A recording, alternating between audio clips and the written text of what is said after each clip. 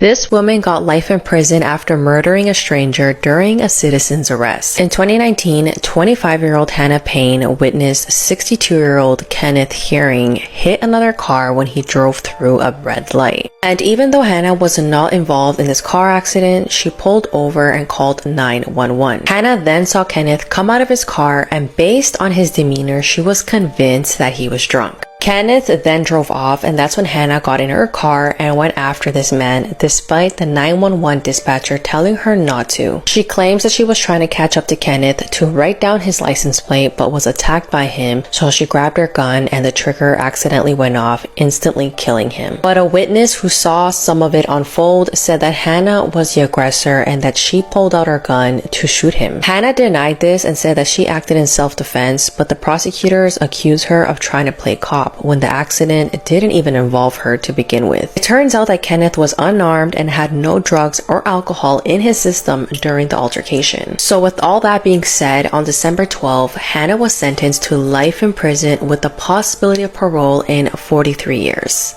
I am the most famous serial killer of all time. My name is Jack the Ripper. It all started in 1888 when Jack the Ripper terrorized the streets of London, England for 12 weeks straight. It all started with one gruesome murder, then another. He targeted the Whitechapel area of London, which was well known to be a hotspot for nightlife. This area was a popular destination amongst young women, which seemed to be his main victims. Jack would appear from the shadows, coming out of his evil lair to prey on his next victim. He was most famous for slaying after female night workers and had a fetish for slit throats and mutilated corpses.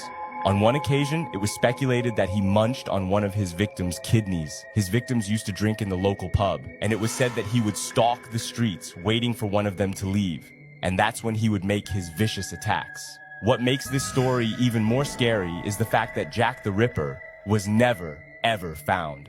Legend has it that his ghost is still roaming the streets of London looking for his next victim. To save yourself, comment, "Save me from the Ripper," right now. It's believed that this man died after hiding in toilet pipes to spy on schoolgirls. It was 1989 in the small village of Miyakoji in Japan. What would happen at a school that year would haunt pupils forever. It was the 28th of February and school teacher Yumi Tanaka was about to make a terrifying discovery. At around 5 p.m. that day, just before heading home, she popped to the toilet. When she entered the cubicle, she noticed something that she had never seen before. In the toilet bowl was a black shoe. Now, the way that the toilets worked back then was that the individual toilets were connected to a small sewer tank. Confused about where the shoe had come from, she actually went to investigate and peep into the sewer tank. What she found scarred her for life. Inside the tank was a pair of human feet. Upon the discovery, she screamed and her colleagues came to help her. Police turned up and found that the feet were actually connected to a full body in the tank. They tried to remove the human from the pipe, but it was incredibly hard. The fire service and a crane had to come and assist, and eventually the body was pulled out. The person inside was a deceased male.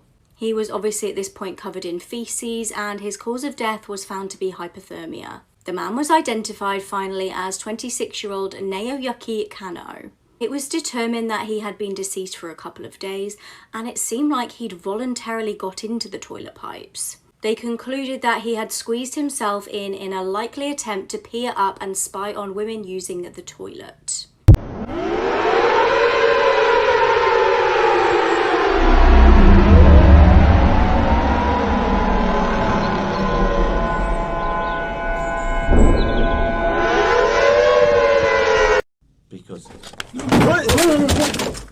Footage from a police interview with the man who plotted a deadly gun attack in London has been released. Edward Little was arrested when he was just 10 minutes away from securing a gun to launch an attack in Hyde Park. He'd travelled from Brighton to London with £5,000 to buy weapons to target a Christian preacher at Speaker's Corner. And Edward, who converted to Islam in prison, vowed to shoot everyone with her. But this wasn't his first plan. He'd actually decided against a mass gun attack on the Queen's funeral in Westminster, settling on this plan instead. Edward's been jailed for a minimum of 16 years.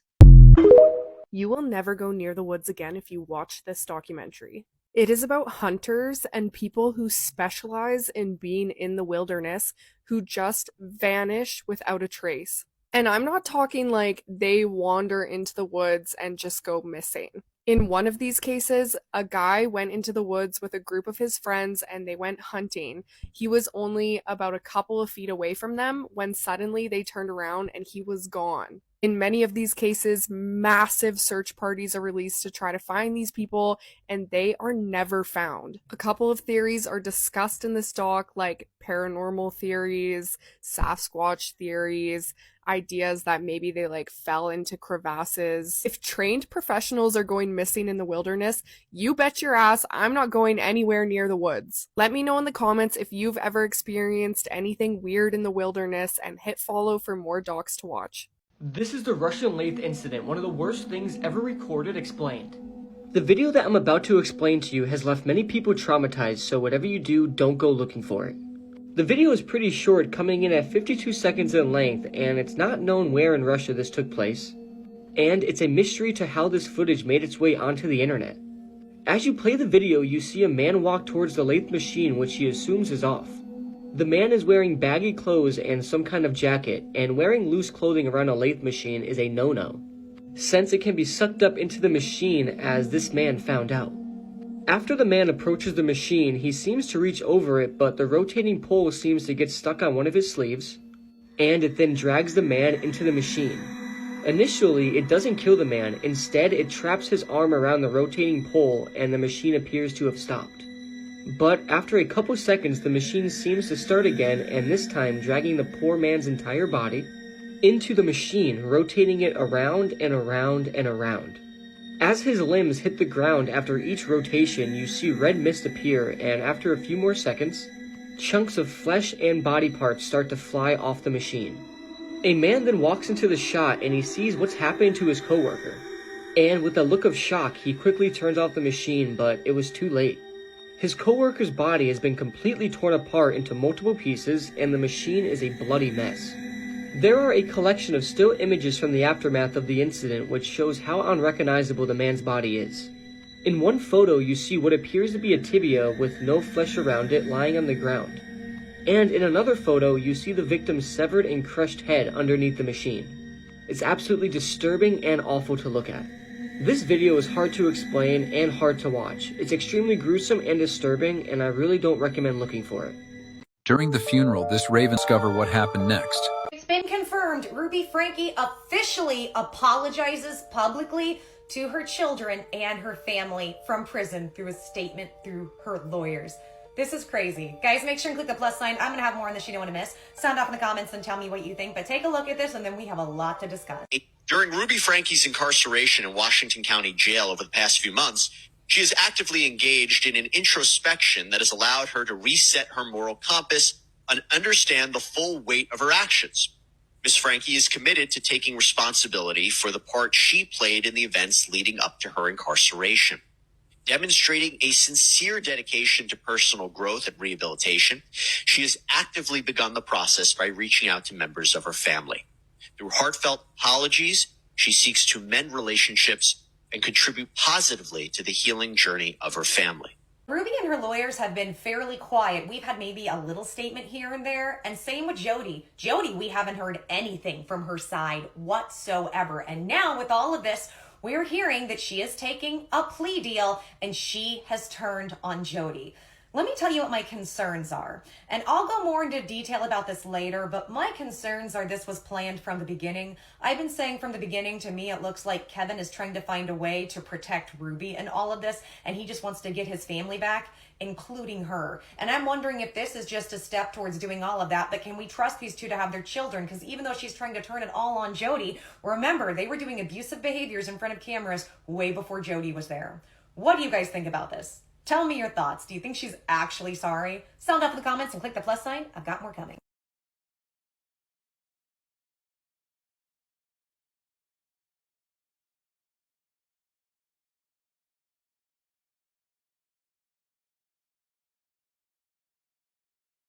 This man had hundreds of fake identities. On August 13th, 1995, in Texas, a 13-year-old boy named Nicholas Barclay went missing.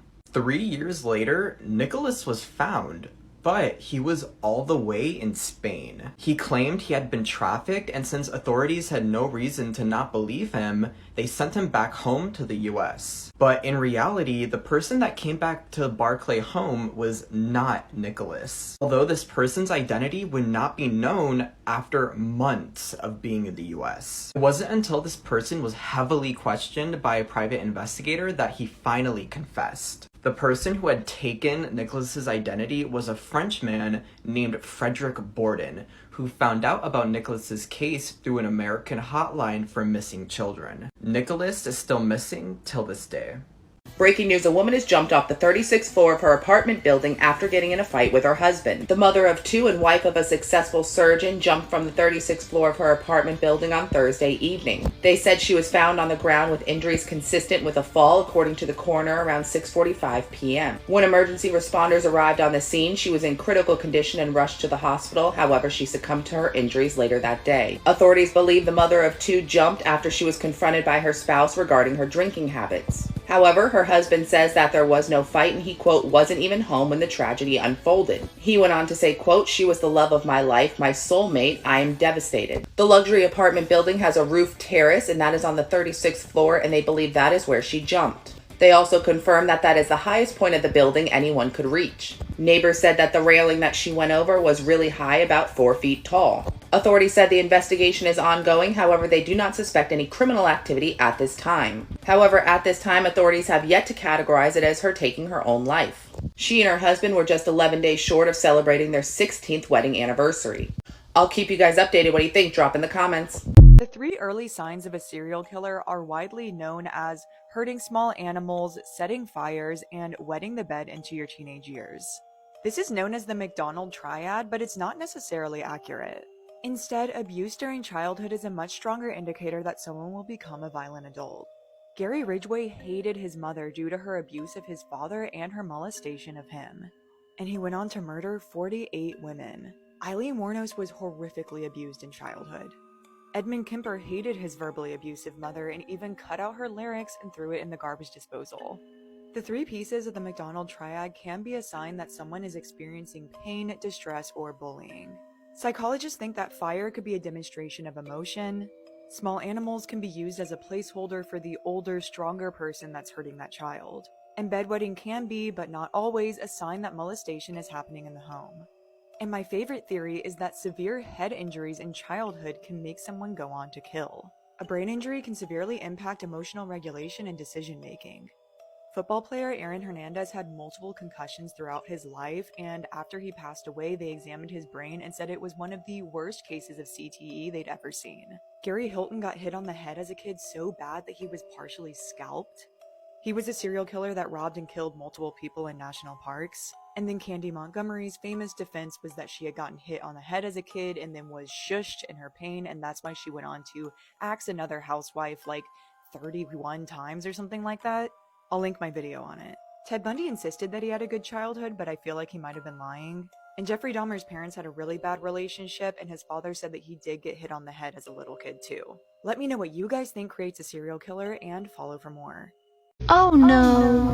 No, no, no, no, no, no, no, no, no, silly, to dry it. But it exploded, and they were both found dead. There's one thing that most of the internet can probably agree on, and that is everybody loves cats. So what happens when someone makes a fake website about turning kittens into bonsai cats? Well, Bonsai Kitten was a hoax website which would tell users how to raise their cats inside of jars, like a bonsai tree. Supposedly the jar would mould the kitten's bones so it would keep it inside of the jar. This picture here demonstrating it pretty well. The website was made by an MIT student that used the alias Dr. Michael Wong Chang. And on the 30th of October 2000, Bonsai Kitten would be featured on Cruel.com's most cruel website of the day. Can you believe that was a thing? Early internet was absolutely insane. And this was where Bonsai Kitten's notoriety and infamy became popular. But Cruel.com received thousands of complaints and ended up removing the link to the website on theirs, but it was too late. Concerned animal lovers were sending their complaints to the Animal Welfare Institute, as well as the Humane Society of the United States, because people genuinely believed that people were putting their cats in jars. It went as far as an investigation being carried out on this website by the FBI, and the FBI determined that it wasn't real. It was a hoax. No one was keeping their cats in jars. No one was trying to mold cats into jars. It wasn't real. And the original Bonsai Kitten website is now shut down. So if you were thinking about putting your cat in a jar, don't do that. Emerging tonight from this scene in Bridgeport as police found a body inside the trunk of a burning car around 2 a.m. Friday morning.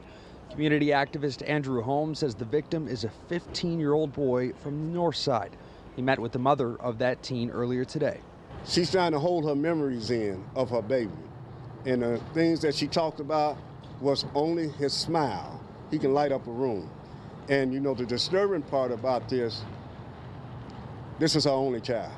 The family was too shaken to offer a photo of the teen, and we are not releasing his name until the medical examiner completes its autopsy.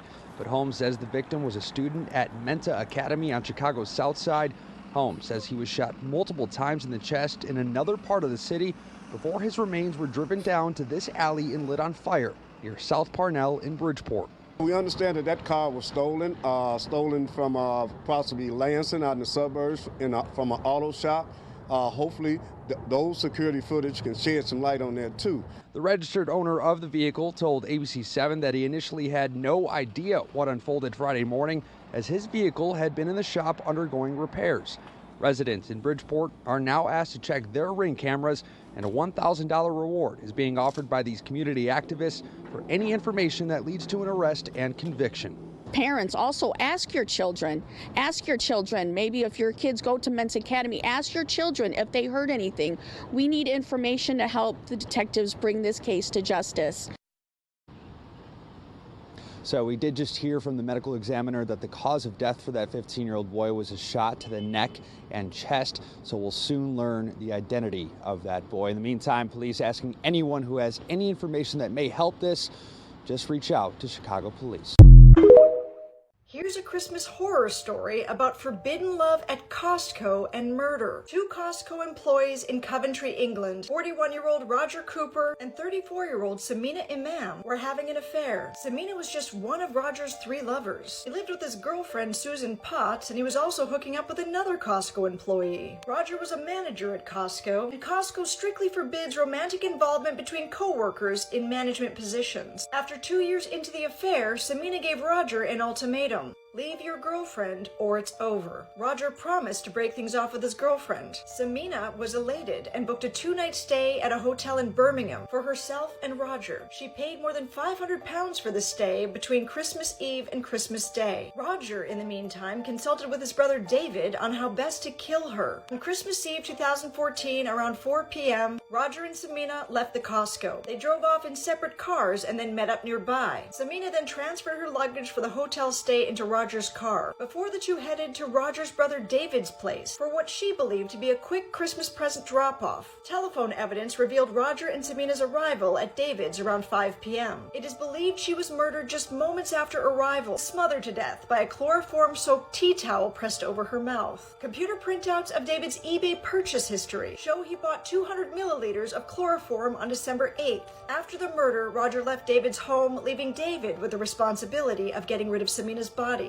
Evidence shows that Roger used Samina's cell phone to send himself a text message to create the impression that she was still alive. A bottle of Bellini bought by Samina on Christmas Eve was found in David's fridge, and David's storage shed near where Samina's body was later found featured a sign reading, "Don't wind me up, I'm running out of places to hide the bodies." On January 9th, the men were charged in her murder. David admitted to killing Samina on his sofa with a chloroform-soaked towel. Samina's body was found on David's property on January 16th. The motive for the killing was to prevent Samina from exposing the 2-year affair, potentially jeopardizing Roger's employment, as well as his relationship with his long-term girlfriend. Authorities remain puzzled as to why David agreed to help, as he allegedly didn't even know Samina's name. Both men were found guilty of murder and sentenced to 30 years.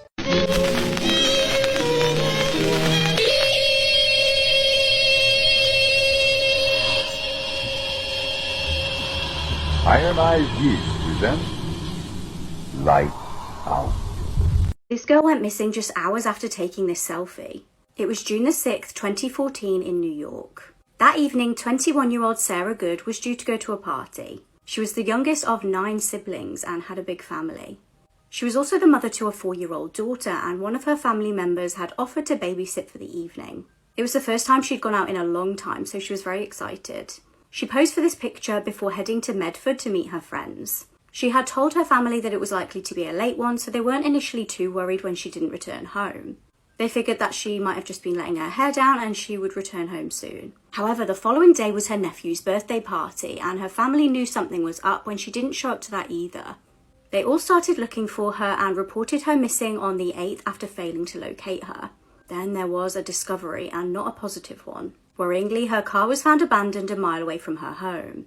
Then, when investigators took a closer look, they found a bloody handprint on the hood of the car. This triggered a huge response from police and local volunteers.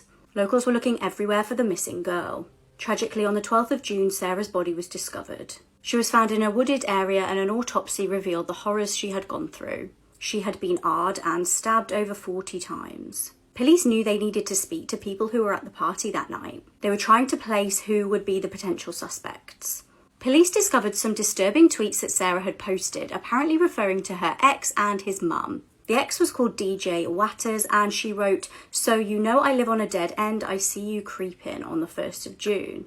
Then 2 days later, she posted, "Getting threatened for days now, is that the new thing to do?" Investigators also got an anonymous tip that DJ had apparently left a threatening voicemail on Sarah's phone. It's also alleged that his mum rang her and threatened to kill her, and she was so scared by this that she'd reported it to police. Then police were examining phone records and found another suspect. 19-year-old Dante Taylor had been communicating with Sarah via phone. Police took a DNA sample from him and also a palm print to check against the palm print found on the hood of the car. It came back as a positive match, and Dante was arrested and charged with R-ing and murdering her. The prosecution stated at the trial that he had killed her out of anger when she rejected his advances. He was found guilty and sentenced to life. In 2017, he was allegedly attacked in prison by officers. He was found deceased in his jail cell from self-unaliving the same year. Shannon Matthews was just 9 years old when she disappeared from Dewsbury in 2008. But as police began to investigate, they began to uncover a web of lies that had been spun by none other than Shannon's own mother. On the 19th of February 2008, Shannon left for school that morning. That day, later on in the afternoon, she would attend a swimming lesson with her school class, and she was seen on CCTV leaving the leisure centre. But by 4 p.m, Shannon didn't come home, and her mother, Karen Matthews, began searching the neighbourhood and going door to door. However, still after no luck of finding Shannon, she finally reported her missing at 7 p.m. that night. Police believe that Shannon had left the swimming baths, made it back to school, and was abducted on her way home from school. And this case was absolutely humongous, with everybody out looking for Shannon, which included 200 officers, flyers, missing posters, and everybody, especially Shannon's own community, were involved. Karen and her boyfriend Craig Meehan made so many TV appeals begging for Shannon's safe return. But as all this was going on, questions began to pop up about Karen Matthews. Karen had about 7 children, all of each had different fathers, and the media portrayed this as Karen Matthews having children for benefits. And rumours even circulated that Craig had actually harmed Shannon and she ran away, or worse, he killed her, but there was no evidence of that. And at one point prior to Shannon's disappearance, 2 of Karen Matthews' children, including Shannon, were placed on the Child Protection Register, but then they were removed a year later. Police and investigators then began to say that Karen herself was acting strange. She would cry on cue whenever the cameras were looking at her, and her liaison officer actually reported that at one point she remembered her dancing to a ringtone on a phone. She was not acting the act of a distraught mother.